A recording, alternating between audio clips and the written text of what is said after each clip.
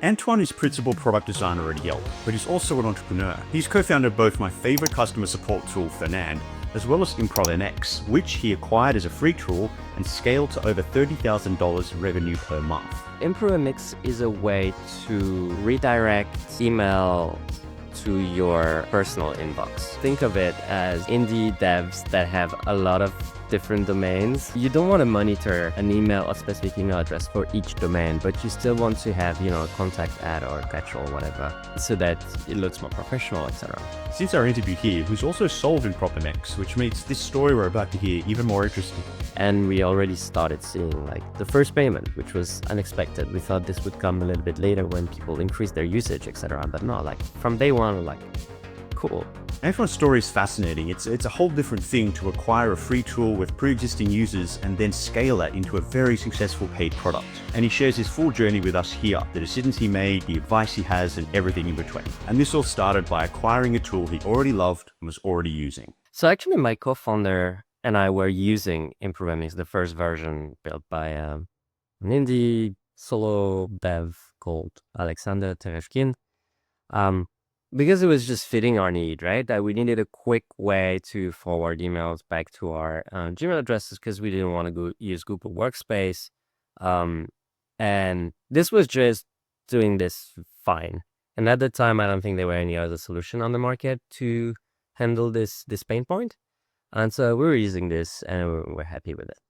At some point, we sold another company that we launched called Voilà Norbert, was an email lead finder kind of thing.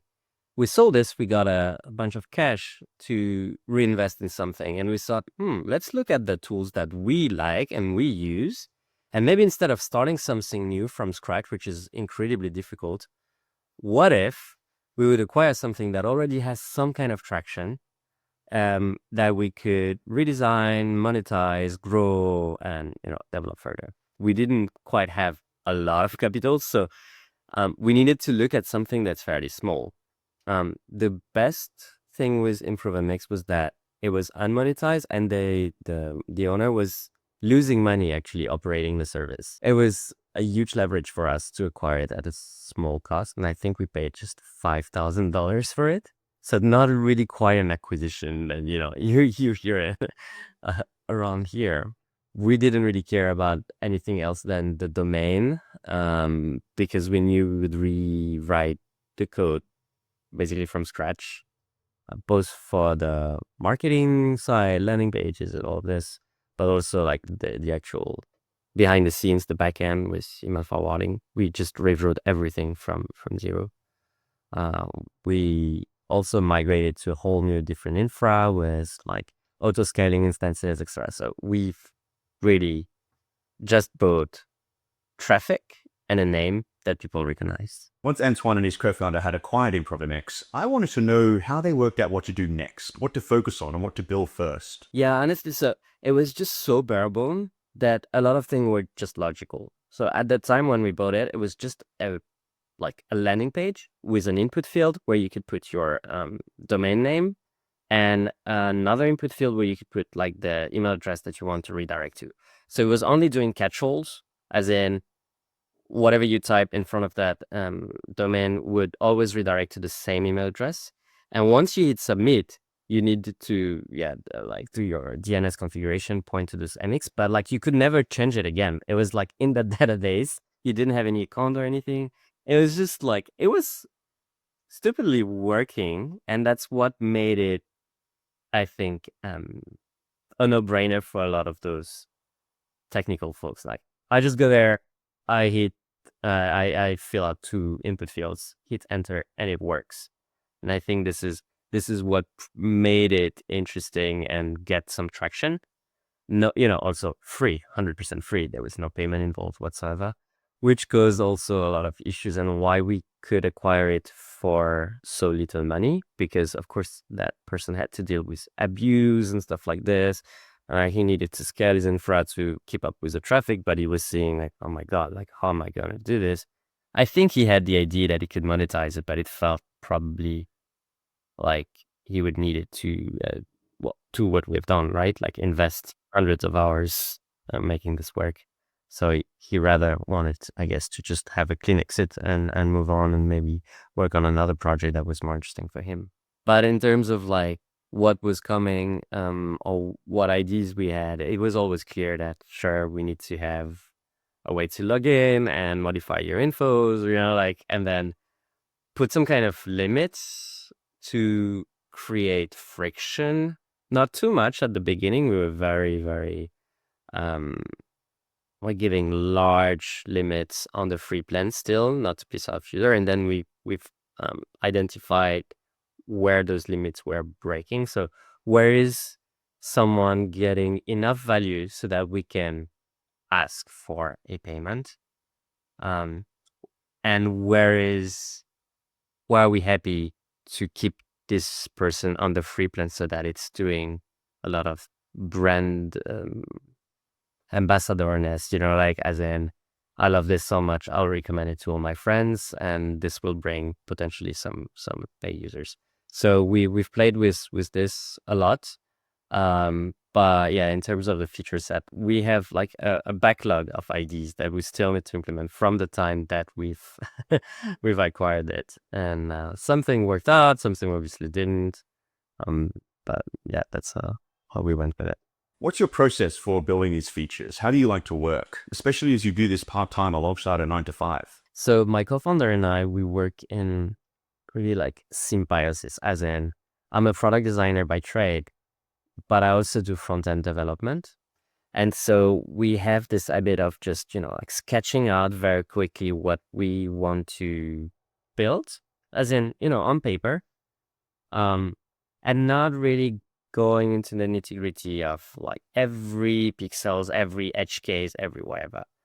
I think I will use Figma to get an overall visual direction of what I want to get to, but very quickly I will go back to code and the browser to implement and see how it works and looks and interacts. And there is no better way to get a feeling for whether something is working or not as to see live, and where you can actually put information in the field, hit submit, and like see what happens with this. So this is really how we work, which also make us go much faster at it. So yeah, we had an idea of like how the main screens would look like and like the information architecture, but then we started building straight away. I think it took us 3 or 4 weeks to get a pretty good working prototype of what we wanted. And so we ended up releasing this in, yeah, I guess about a month. And it was not full time. It was really mostly a few hours here and there. And also really our forte, right? With my co-founder, we have the best set of skills together to build digital products, right? I'm a designer and front-end engineer, and he's like back-end infra, all of this. And so like put together, we just have the right set of skills to build anything. Almost anything. I don't know if we could build like a rocket or something, but like any SaaS product is really what we know and love best. We've done it in the past, and we can get really fast at it, which is, I think, kind of an unfair advantage over some other, I don't know, non-technical founders, for example, that always need to rely on key employees to make like major decisions. We own that knowledge ourselves, so we can go at it way, way faster. Also, when I'm responding to customers, I have all of that knowledge already in me, right? So I can also take decisions faster. If I think they are asking for a feature request that makes sense, we could just discuss it. And by 6 p.m. on that day, it will be live to them, right? Or if I get a request for custom pricing or something like this, I can make that decision myself as a founder as to where, like we should grant it or not. So a lot of this is kind of playing in our favor at this stage of the company. Now we also in the process of setting up standards, setting up processes that can be replicated, and handing all of that operational side over to our employees. so that we can remove ourselves from those day-to-day operations and focus more on strategy and growth and then all of these other things. As part of acquiring and rebuilding ImprovMX, Anton did a complete overhaul of the branding. And it's really interesting hearing how he implemented onboarding and his customer success within this rebranding process. Yeah, we changed completely. It has nothing in common with what was in the V1, which was really bearable and was just like one page with, kind of a stamp from like the post office, like you had a stamp, as in with stamping your emails and delivering them further. I tried to keep that element in the logo that I've developed. So the idea was to have a whole maritime boat metaphor kind of thing, because we've developed this with my co-founder being in Hamburg for a weekend. And we thought, Hamburg is a port city. It would be a nice like little wink to this time.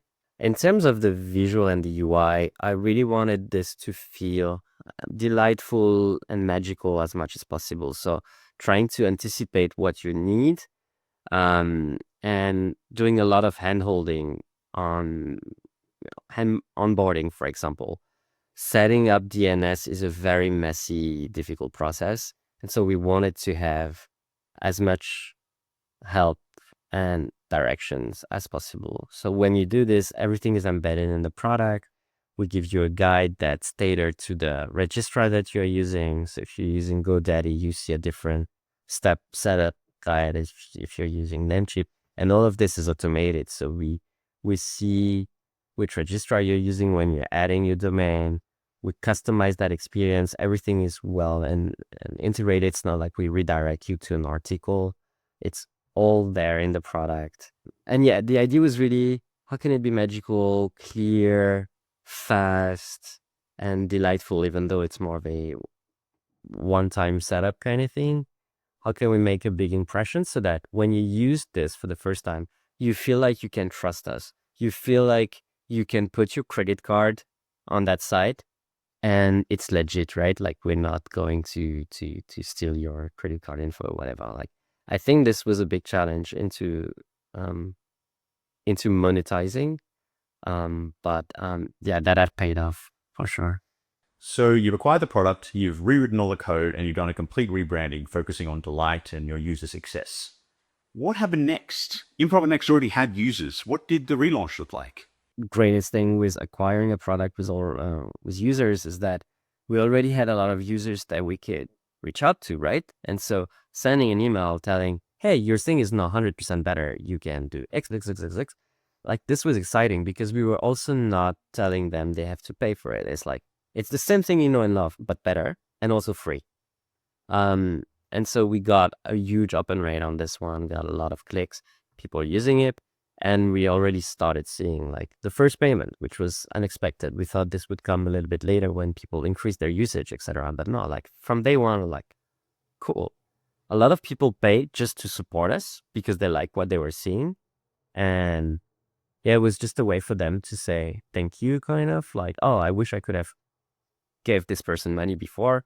Now there is a way to do this. So we're doing this. And I think that this is still a few percent of why people are paying us. This is really cool. But right now, I think we are much more based on the value rather than just like, hey, I want to support you guys. You're amazing. Also because of the outlook on saying we look more like an actual company. And so, you're not just buying ads on Facebook just because you like Mark Zuckerberg, right? Like, I want to support you. People don't feel this way. But at the time, on the first day, it really felt like this. Like, oh, great effort. Thank you. Here's my contribution for your efforts. We also launched on product and basically that same day, I think. And we got to number one product of the day, I think.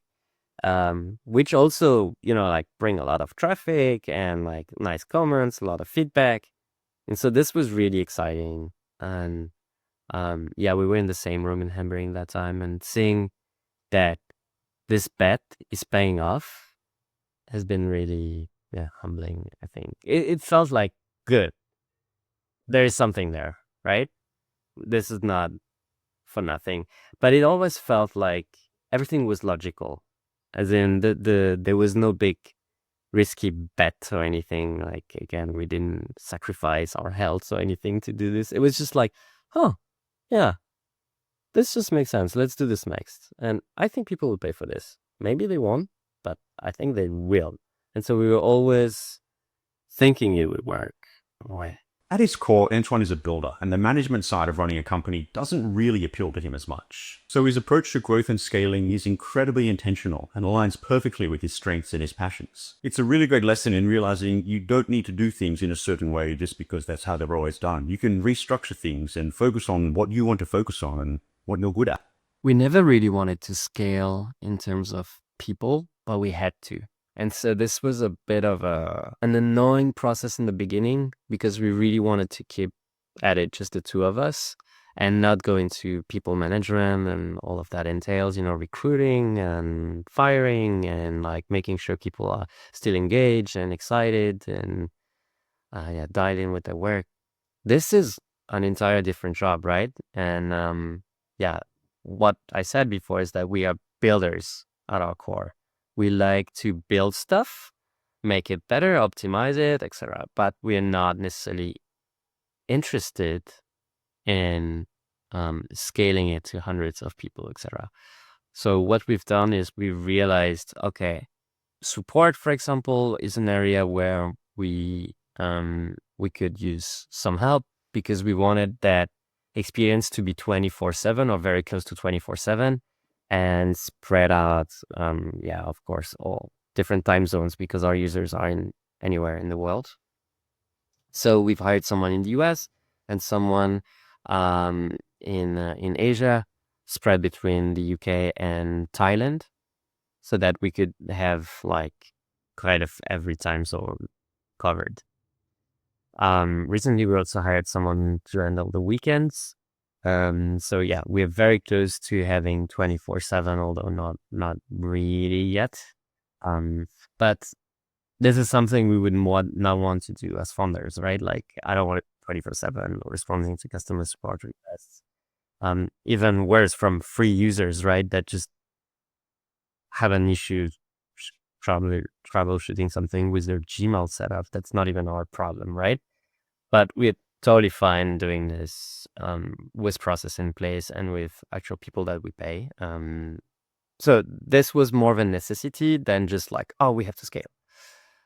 So we had two people there. And then when we launched our second product, Ferno, we tried to remove ourselves operationally from the business as much as possible so that we could spend much more time building that second product. So we've hired a head of product / CEO kind of person that would make those decisions for us, that could manage the team, that could hire contractors when needed, that could talk to users and handle like enterprise requests, whatever. Like really someone that kind of owns the product for us, and that would reduce the amount of time that we need to spend on operations. So of course we're still there and we still oversee the strategy and the major decisions, but day to day, this person is handling the business, making sure it's still growing and it's alive and well. So that's been a really big driver for us. We also had at a moment in time a dedicated site reliability engineer, SRE, that made sure that everything is running fine. The infra is purring like a kitten, and there is no problem or anything, even when we sleep. But this was really harder on my co-founder to give the reins and make sure that you can spread the knowledge, I guess, on whatever you're doing. So the realization here was that it felt like more work to review what this person was doing rather than doing it ourselves. So this is something we will revisit in the future, but that didn't really work out, I think, because we were still too early in that process. So it looked good and we really wanted to do this.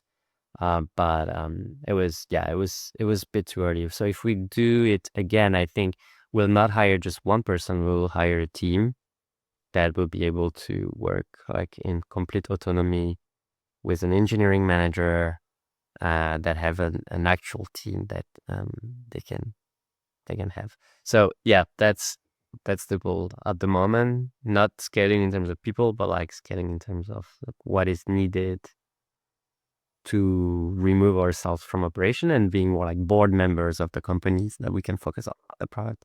We don't want to operate a company. We don't want to do this thing. We could do it. It's not a skill issue, I think. It's more of an interest. How do you find customers? What sort of marketing have you tried and found works best for this type of business? We never really found a way to identify paying users beforehand. So we know there are certain personas that are more likely to pay, like people with a lot of domains, whoever is going to hit our limits, right?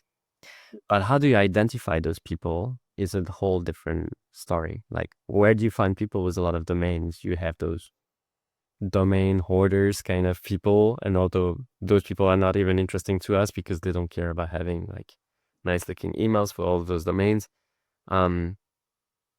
So what we've relied on is more like the long tail of SEO, building pages on our sites for every kind of use case out there, every registrar out there. So we have pages like email forwarding for Vercel, email forwarding for Namecheap, email forwarding for Netlify, whatever. This has worked really well. We'll also have like partnerships or something like this where, for example, Vercel on their UI, you can preset ImprovMX as your email forwarding thing directly in the Vercel UI of setting your DNS for your custom domain. Also in their wiki guides, right? Like they're setting this up where they're speaking about us as a viable option to achieve this use case. And I mean, of course, they could add this feature built in a future iteration, and they will probably remove a stand. But this has drove quite a lot of signups to us by the time. And all of this is contingent of the free plan offering, because if it would be a paid product, then it would make it way harder for people to send free traffic to us, right? Like, hey, use this paid company to fill this. Wow, that's kind of weird.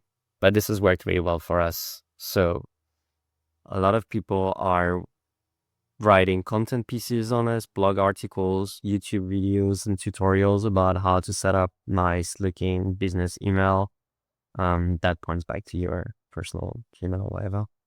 And this has been an incredible source of traffic for us. Also because there is nothing better than someone recommending your solution without being paid for it. You know, like I think people are kind of sensing it when it's a paid relationship.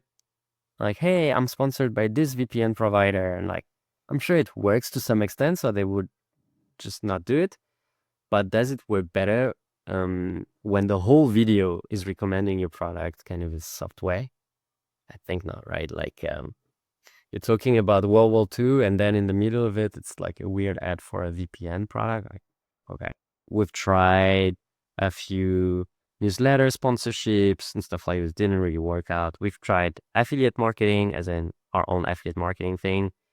We had a lot of signups, but people were disappointed with not having the signups turn into paid customers and not getting a commission for it. So I think it only works if you have like a really big affiliate that can redirect you thousands of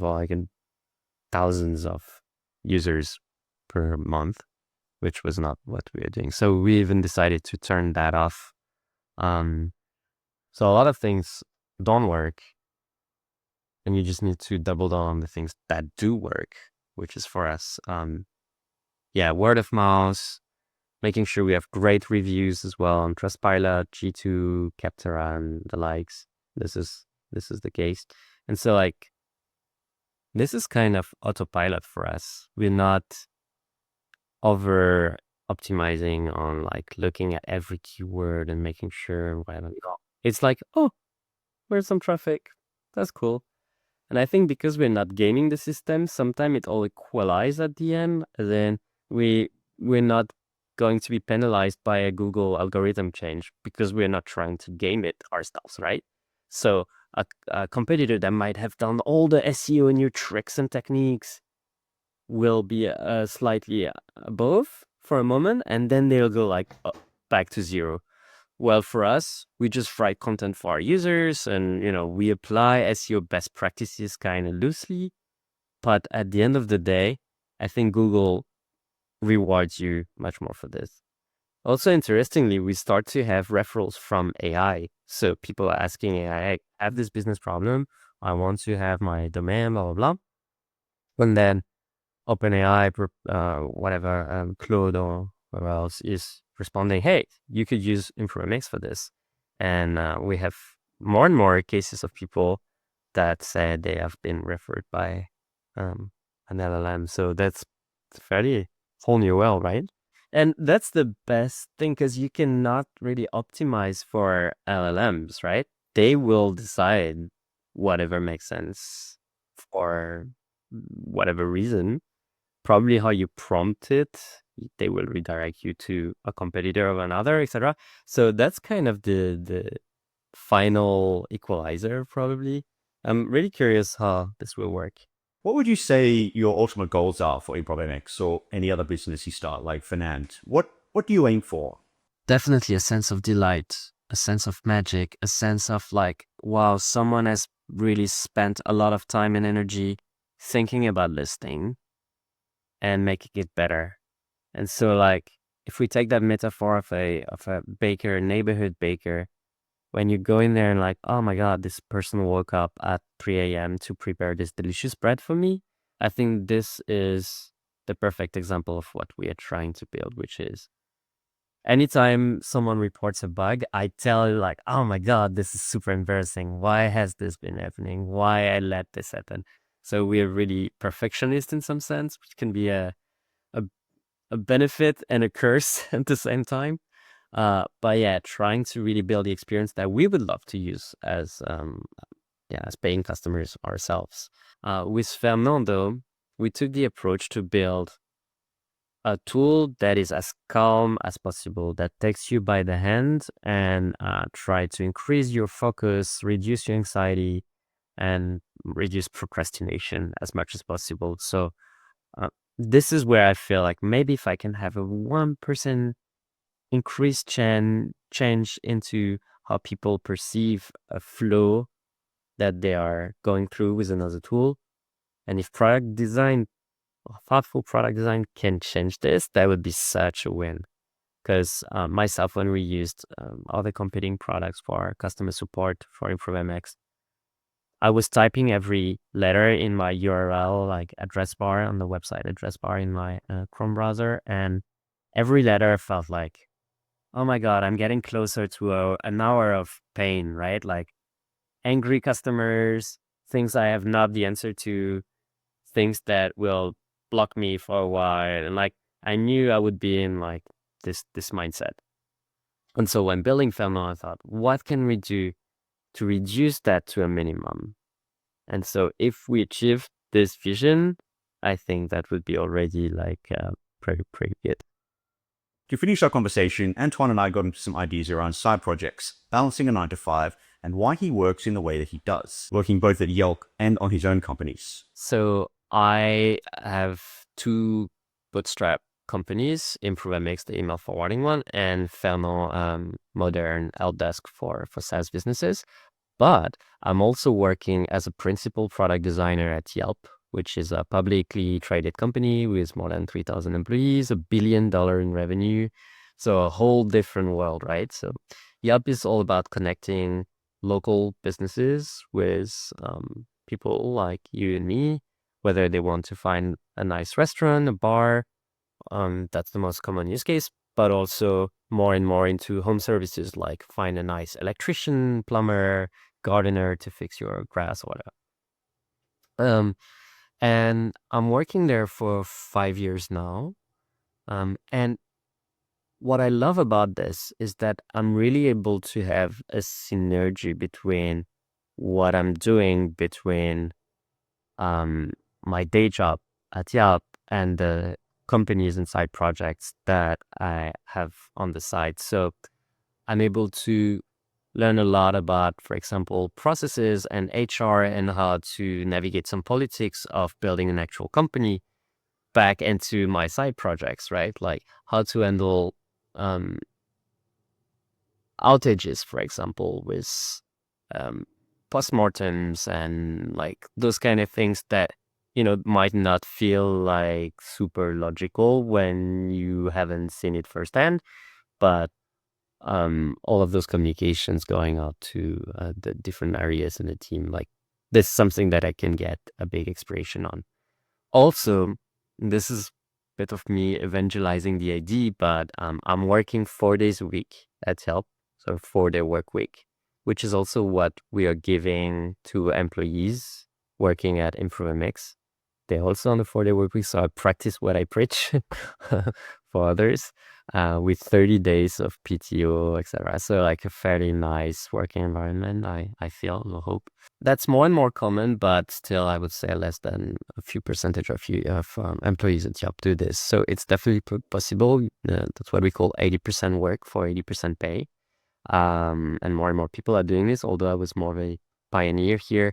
It was for me a way to join it because I was doing some contracting before to pay the bills when we were growing ImprovMX, and we didn't have that kind of MRR yet. I was contracting one with my client was Yelp. At some point they thought, wouldn't you like to actually join the company like properly? And thought, okay, well maybe, but I would not be able to join full time because I want to have some time to dedicate to my projects, right? And so a question I get often is, yeah, okay, you're not working on Fridays, which is cool, but like you cannot always wait Friday to work on some stuff. And I think this is the beauty of it, right? We're flexible. I'm not paid on the time I'm spent on Yelp. I'm paid for my expertise about solving the issue and the project I'm being ended for. So whether I work from 9 to 5 or from 10 to 6 or from whatever, like they don't care. As long as I complete the thing and I'm hitting my goals and targets, it's all up to me. If I want to work on a Sunday on something, like, totally fine. So I'm able to arrange my time so that it makes sense for both my side projects and for Yelp. And I think it's working out because I started as a senior product designer at Yelp, and then I got promoted 2 years later to lead, and last year got promoted to principal. So I don't think I would have this kind of growth scale within the company if that didn't work. And also, that's also helping me to get this career progression because they love the idea that I am building something. I can prove that if I can do it for me, I can do it for them, right? This is kind of the best way to prove your worth and always come up with what's happening in the industry. Like I'm keeping super sharp with my design chops. Like, some people when they are working for a big company for a while, they kind of get caught in the day to day and then they just don't they're just not as sharp as they used to be. Exactly. And as a founder, I get to do a lot, right? Like customer support, design, front end, legal, whatever, accounting. And that builds up this generalist skills that help me talk with an engineer at a high level or someone from the legal department about something going on in Europe that they might not know about, like some specificity about how do you handle cookies and stuff like this, or VAT remittance or something. And so that builds you into the subject matter expert for many topics. And I think that's a really good skill set to have as a designer in a quite bigger company. The benefit of this is I get all the benefits of being employed, especially by a big company from the US. So I get this kind of US salary, compensation benefits. Like I just received a letter telling me I get, if I die, my wife will get some money. If I'm disabled, I will get some money in perpetuity. Like all of those benefits are insane, right? Like wellness benefit, mental health benefit, like I don't know what, etc., etc., etc. Which is what you are absolutely not getting when you're bootstrapping your company and just, like trying to make something out of here. So I get all this, like not only monetary, but like, let's say company benefits. And on the other hand, with my side projects, I get paid dividends every year. So when you add up both of this, is the best of both worlds because I have like the stability and like the benefits of, like a stable job. Also in Germany, you kind of have stability of job, like you cannot get fired that easily, or if you do, then you get like unemployment benefits, etc. And on the other hand, I get to experience a little bit more of a riskier bet for my life, right? Like it's almost like, if this works out, that's really cool.